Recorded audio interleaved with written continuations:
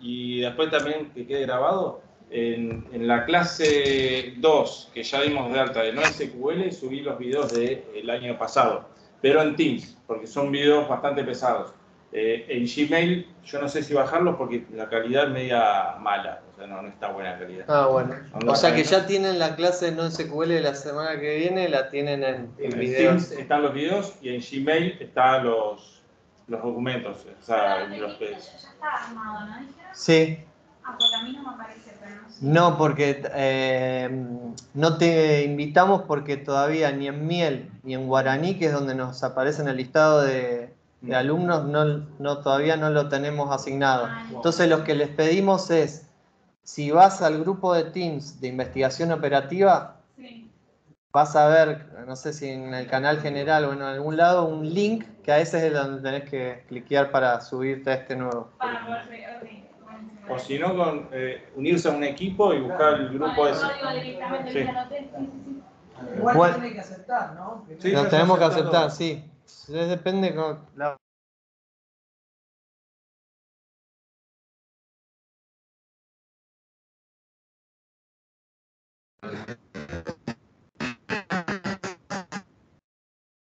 No sé. Voy bloqueando números, pero no hay caso. Bueno, otra cosa para hacer campañas y todo eso, no sé si Camille se utiliza, pero vos podés utilizar, bueno, para hacer llamadas, ver, obviamente estas llamadas les cuestan, tienen un costo, entonces para no llamar en vano, claro, no desgastar, no gastar, porque vos tenés que pagar un sueldo a una persona que está llamando y todo eso, entonces de alguna forma hay que optimizar las campañas, y bueno, y eso se utiliza. Imagínense una campaña de marketing. Yo tengo un call center y todo el directorio de teléfono para llamar. ¿Qué hago? ¿Llamo de la A a la Z o llamo con alguna inteligencia, con algún criterio? Bueno, algún criterio que podría querer tener para esas horas que voy a gastar de call center y de llamadas, es decir, tengo una base de datos que yo ya sé que los llamé y me dijeron que sí, compraron. ¿En qué se parecen esas personas a las bases que todavía no llamé? A ver si imagínense si el clúster me dice, mira, el grupo que ya te dijo que sí, hay otro grupo que no llamaste que el algoritmo te lo dio en el mismo clúster. Es una buena primer inicio, como criterio no tengo nada, ya tengo un inicio para mi lista de gente que voy a llamar. ¿Se entiende? Sí. O sea, en vez de trabajar con estadística, con una población, digamos, entre tal edad y tal edad, el algoritmo ya lo puede ir haciendo por sí solo. Buena pregunta y ayer lo comentamos. La principal diferencia entre este tipo de enfoque de técnica de... la pregunta del compañero es, ¿en qué se diferencia esto? O sea, si es muy diferente un enfoque estadístico, que quiero a la gente de tal edad, que vive en tal zona, que tiene 29 años como los profesores. Es la respuesta que una parte le dijimos ayer, que el enfoque de estos algoritmos es datos y le tiro, como quien dice, le tiro a los perros que vienen a hacer los algoritmos y a ver qué vuelve. El enfoque estadístico en general lo que hace es, yo tengo una hipótesis y la voy a corroborar o rechazar estadísticamente de acuerdo a una población o una muestra. ¿Sí? Es un enfoque distinto, es como que yo ya tengo un preconcepto. Vos con lo que me decís es, yo creo que es la de la edad, tal la edad, de los que viven en tales calles, los que viven en tales barrios, eso de que llamés como que vos ya venís con el preconcepto y lo vas a intentar corroborar la hipótesis o no en el laboratorio, como quien dice. Cambio acá, vos no sabés nada, o sea, por ahí en el mismo clúster te puso una persona que tiene una edad, otra que tiene otro y que vive en lugares distintos, pero los tenés que llamar a los dos porque el algoritmo los identificó que en algo se parecen. ¿Sí? Y dependiendo de la persona que llama, vamos a suponer, si machea, por así decirlo, el sistema, te va armando por sí solo el criterio de búsqueda, por así decirlo. Claro, el criterio, a ver, obviamente los casos de éxito que funcione bien es primero en el CAMIS es cómo vas a medir distancia, eso va a ser fundamental. Y segundos, ahora vamos a ver que tiene limitaciones. Toda técnica, el que le diga que hay una técnica que digamos que no hay una parte que frutea, no existe. ¿Sí? Ahora vamos a ver los puntos débiles. pero seguramente es un buen punto de inicio como para arrancar, y seguramente vos como programador o como científico o lo que fuese, quizás es una implementación de K-means que es especial o específica con unos ajustes de tuerca para tu dominio, tu base de datos, que no es esta que estoy explicando acá, ¿sí? Entonces decimos, paso inicial, vean estas gráficas, ¿no? De izquierda a derecha. Estoy en la primera columna. Acá fíjense que en la primera gráfica son todas crucecitas. No sé si lo ven bien todo en claro. Y se eligieron 3 centroides al azar. Lo que muestra abajo es el segundo paso del algoritmo, que es cada una de las instancias toman la forma del centroide más cercano. Entonces ven como por ejemplo se comparó con estos 3 centroides y dice el que tengo más cerca es el triángulo. Yo soy un triángulo, hermano. ¿Ves? Entonces acá quedaron todos los triángulos, todos los círculos, todos los cuadrados. ¿Se entiende? Ahí terminó la primera iteración. Segunda iteración, ¿se acuerdan cuál era la pregunta de parcial? ¿Qué era lo que hacíamos cuando terminábamos una iteración y teníamos que arrancar otra? La media. Calculamos las nuevos centroides, ¿sí? Con las medias. Entonces ahora, como ya tengo todos estos triángulos, estos círculos y estos cuadrados, a todos estos me quedo con la media. Fíjense cómo se movieron los centroides acá. De una iteración a otra se movieron. ¿Lo ven? Entonces, ahora que tengo los nuevos centroides, vuelvo a hacer lo mismo. Para cada instancia me fijo qué centroide tengo más cerca y vuelvo a pintar. ¿Sí? Lo mismo hago en el paso 2. Y acá es donde decimos la convergencia cuando yo no tengo un límite de iteraciones. Cuando yo de una iteración a otra veo que ninguna de las instancias varió su grupo, digo, acá ya está, convergencia. ¿Sí? Acá, si ustedes lo repasan a las gráficas, después se van a dar cuenta que de una iteración a otra, cuando vuelvo a calcular qué centroide estoy más cercano, no hay uno que cambie que era en una iteración triángulo y pasó a ser cuadrado, o de un cuadrado que pasó a ser círculo. Ya quedaron entre 2 iteraciones todos en el mismo clúster.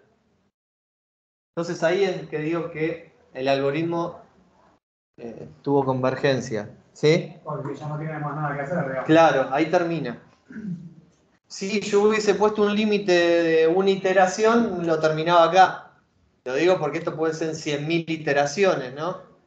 Por ahí en la 200.000 había convergencia, pero yo lo limité a 100.000, sí. Eso iba a preguntar. Si yo tengo la convergencia mucho antes, tengo la limitación mucho después, no sé, 300 limitaciones. A la convergencia, llego a la convergencia en la iteración, no sé, 40. Sí. ¿Dónde termino? ¿En la convergencia o en la limitación? No, siempre lo que suceda antes. Ah, ok. Lo que suceda antes. Si llegaste a la cantidad de iteraciones, corta. Y si llegaste a la convergencia, corta al que llegue antes. Perfecto. Bien. Entonces, ¿qué hace K-means? El algoritmo minimiza la distancia al centroide local. Desafortunadamente, los centroides de cada clúster son mínimos locales. Ahora vamos a ver qué significa. Se pierde una visión global del sistema porque justamente cada una de las instancias está viendo los centroides más cercanos. Entonces, cuando van a ver ahora con otras gráficas que esto puede llevar a algunos problemas. Y esto es importante. ¿Vieron que yo dije al azar? Vamos a obtener distintos resultados de acuerdo a las semillas iniciales que elegimos, ¿sí? Entonces, hay versiones del K-means que tienen todo un estudio previo de a dónde me conviene poner los centroides para que funcione mejor el algoritmo, ¿sí? Hay implementaciones que son al azar. A eso se le llama el concepto de semillas. Y los atributos deben ser numéricos. Sí. El tema seguramente tiene que ver la cantidad de clúster, porque al estar comparándose con distinta cantidad de clúster, quizás un grupo o un centroide nunca se compara con otro que está mucho más lejos y quizás nunca... También obviamente el resultado influye y aparte es bastante importante o bastante fuerte saber qué cantidad de clúster, ¿no? Porque podrían ser 10, podrían ser 4, podrían ser 100. Otros tipos de clúster que no acabamos de repasar Camins. Clúster jerárquico. La mayor ventaja es que soporta atributos nominales. En este caso sí, este algoritmo sí corre con atributos nominales. Sin embargo, el algoritmo es muy lento para datasets reales. Es decir, tiene una complejidad que cuando yo tengo justamente estoy en un problema, en un entorno de Big Data, donde el volumen de la base de datos es muy grande, estos algoritmos son casi inviables. ¿Sí? ¿Por qué existen? Porque suele pasar que se utilizan con una muestra pequeña y una de las pistas que me da es una cantidad de clúster que después puedo utilizar con Camins. A ver si con este ejemplo queda claro. Cuando yo utilizo un tipo de algoritmo de clúster jerárquico, a todas mis instancias en una base de datos, imagínense que acá tengo distintas ciudades, ¿sí? Y acá, después de ejecutar un algoritmo de tipo jerárquico de clúster, una de las salidas que tengo es este dendograma. Este gráfico se llama dendograma. ¿Sí? Esta es la salida. Yo le tiré el nombre de las ciudades, le dije ejecutarle un algoritmo de clustering jerárquico y este es el resultado. Fíjense que de acuerdo a donde yo corte acá, voy a tener distintas cantidades de clústeres. ¿Ven? Si yo corto acá, tengo 2 clústeres, ¿sí? Todos los que cuelgan acá abajo y acá abajo, a la izquierda y a la derecha. ¿Sí? A ver si acá se ve el puntero, acá y acá. O si corto acá, fíjense, si corto acá, voy a tener 3 clústeres. ¿Lo ven?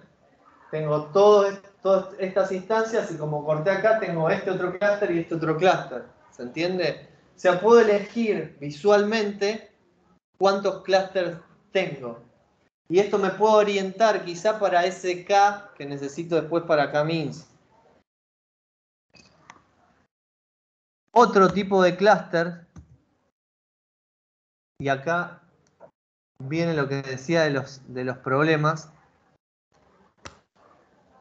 Fíjense que acá lo que tengo es cada puntito y no se ve por la definición. Acá tengo cada uno de los puntitos en el plano como una distancia, ¿sí? Y este es un resultado de Camins. O sea, esto lo pueden reproducir ustedes. ¿Por qué? Porque el dataset es conocido, es A3, es un dataset que ustedes lo googlean y se lo pueden descargar. Y el algoritmo Camins, como ya les dije, ustedes, de hecho nosotros siempre los invitamos, quizá la clase que viene, que va a ser online, les voy a mostrar un soft con el cual puedo correr un Camins con una dataset y pueden ver el resultado en el plano. ¿Sí? Lo pueden hacer ustedes esto. Y como usuarios, pero ahora ya saben qué es lo que hace el algoritmo. ¿Sí? Lo pueden hacer un play, agarrate dataset y darle play, pero ahora ya saben de qué va. ¿Sí? Bueno, de hecho nuestra idea es que ustedes todo esto lo conceptualicen desde la práctica, o sea, que hagan eso. Pero acá lo que les quiero mostrar es que con 100 iteraciones a este dataset aplicando el Camins, obtenemos este resultado. Y fíjense que a la vista nomás, porque tenemos 2 dimensiones, estamos en el plano, como acá claramente teníamos un clúster, pero luego de 100 iteraciones ese clúster me quedó partido. ¿Lo ven? Y acá lo mismo, acá podría decir que tengo 1, 2, 3 clústeres y quedaron acá partidos. ¿Sí? Este tipo de problemas es lo que decíamos de los mínimos locales y la cantidad de iteraciones tope. Pero, fíjense que partiendo de una cantidad de instancias muy grande, igual los partió bastante bien a los clústeres en Camins. Me dejó buenos grupos. O sea, no es que, perdí el tiempo. Con esto lo que decíamos de a ver a dónde vamos a llamar, a ver cómo vamos a organizar la campaña. Están buenos los grupos que obtuvimos. En muchos de ellos le pegó a la perfección casi. ¿Sí? Pero sepan que siempre estos resultados no son al 100%. ¿Sí?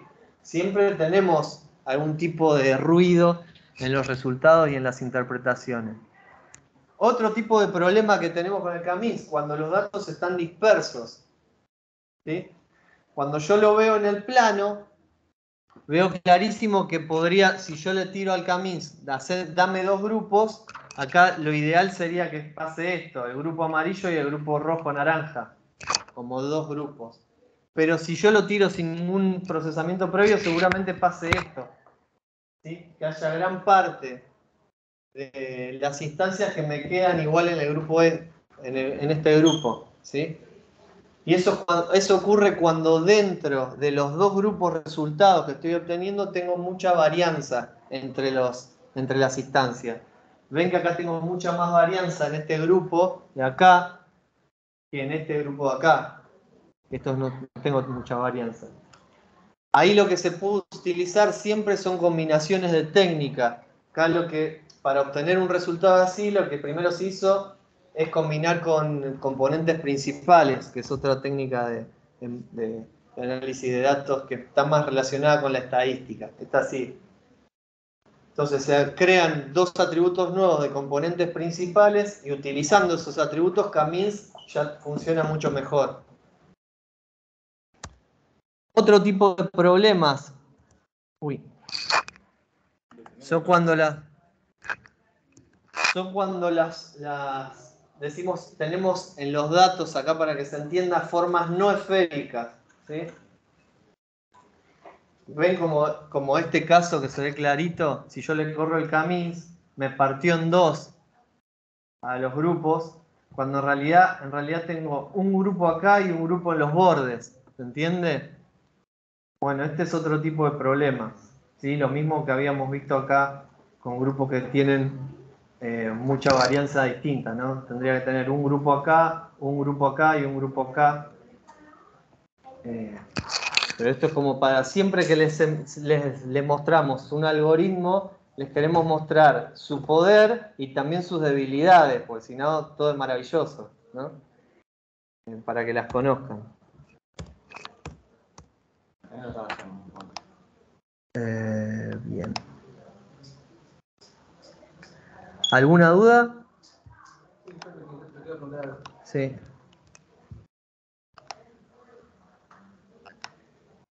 Uy, a que no había empezado a grabar.